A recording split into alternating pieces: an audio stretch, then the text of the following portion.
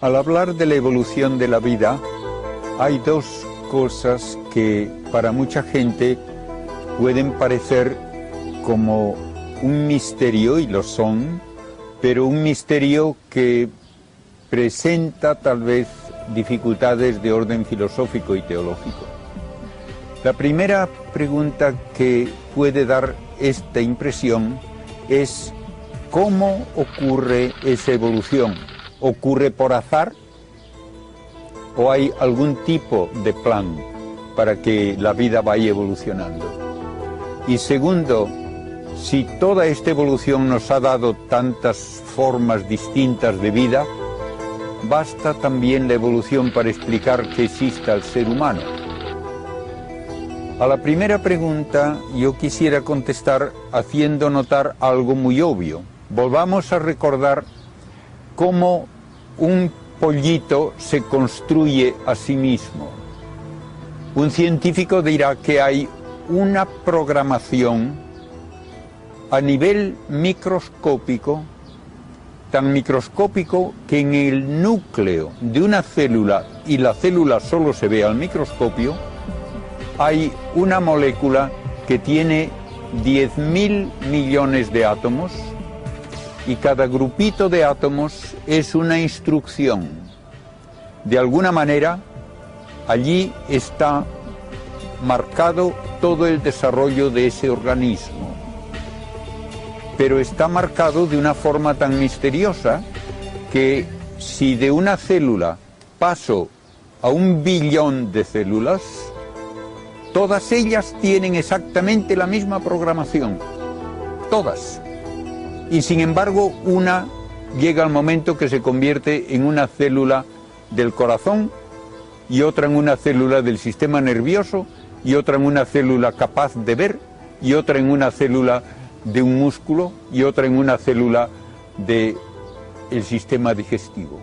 ¿Cómo saben cuándo tienen que hacerlo y cómo decide cada célula lo que le toca hacer?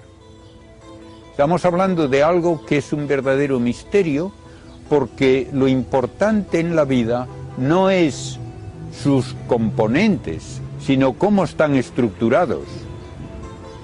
¿Por qué se puede decir que hace falta información ahí?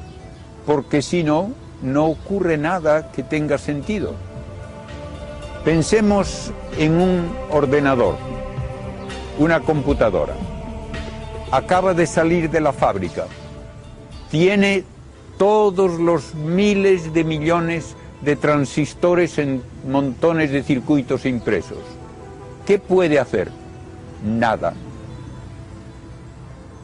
Alguien tiene que escribir un programa, y alguien tiene que poner ese programa utilizando un código diseñado por alguien, y entonces ese programa obliga a las corrientes eléctricas a hacer algo de lo cual el ordenador, la computadora, no tiene absolutamente ni idea, ni se aprovecha de nada para ello, pero que tiene sentido para el que conoce el significado del programa y de los símbolos. Pues bien, ¿quién hace el programa para un ser viviente?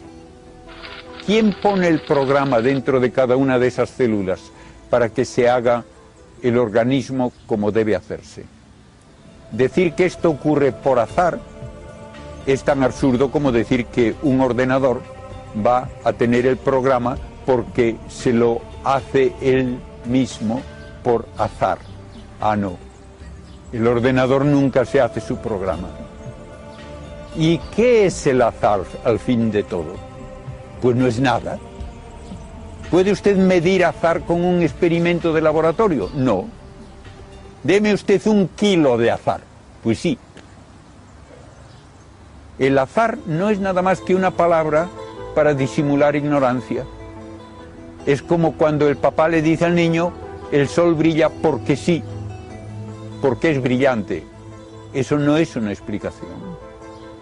De modo que la evolución exige algo más que hablar en términos de azar, para explicar cómo se forma, cada ser viviente con una programación tan compleja que cuando se ha calculado matemáticamente qué probabilidad habría de que una molécula del genoma humano, todo lo que es el material genético del ser humano, se produzca por azar, no hay una probabilidad, ni aunque hubiese 1 trillón de universos como este, y cada átomo de todos esos universos estuviese haciendo 1 millón de operaciones por segundo para ver si sale por casualidad esa molécula.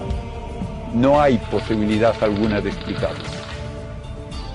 Entonces, cabe perfectamente hablar en términos filosóficos y teológicos de que el Creador, al crear el universo, le da un modo de actuar que sigue leyes físicas a partir de unas condiciones originales, porque el Creador sabe que comenzando con estas condiciones y esas leyes físicas se va a producir esto y esto y esto y esto a lo largo de toda la existencia del universo. Así pues, podemos aceptar filosófica y teológicamente la evolución, pero lo que no es ciencia es decir que esa evolución se debe solo al azar, porque eso no es decir nada. Y así tenemos que preguntarnos luego, ¿esta evolución puede llevar al hombre? Desde el punto de vista biológico, sí. La diferencia biológicamente entre el hombre y el chimpancé es un poco más del 1% nada más en el material genético. Ah, entonces ya se explica que el hombre aparezca por pura evolución.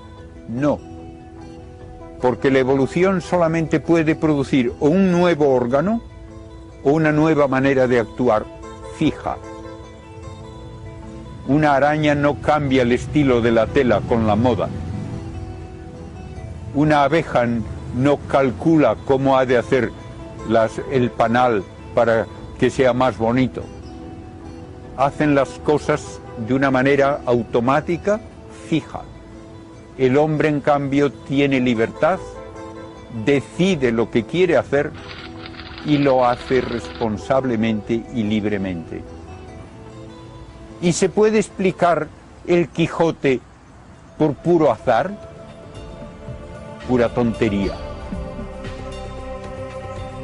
¿En qué está entonces el hablar de todo lo que es propio de la inteligencia humana? ¿Es la inteligencia humana una secreción química del cerebro? No, eso nadie lo dice. ¿Es la inteligencia humana algo que se puede reducir a las 4 fuerzas de la materia? No. Ni la fuerza gravitatoria puede escribir una poesía, ni la electromagnética, ni las fuerzas nucleares.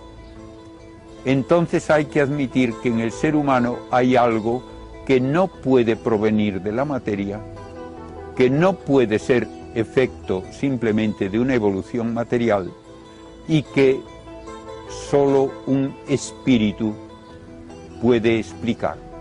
Toda la actividad del hombre, artística, ética, el sentido de responsabilidad, la libertad, todo esto exige una causa no material y entonces el único que puede dar lugar a que exista esa realidad no material es el mismo creador no material que ha dado existencia al universo. El hombre no puede explicarse por mera evolución como puede explicarse un mono. Y aun el mono no puede explicarse por azar, sino que exige un programador para que se dé esa evolución que hemos descrito.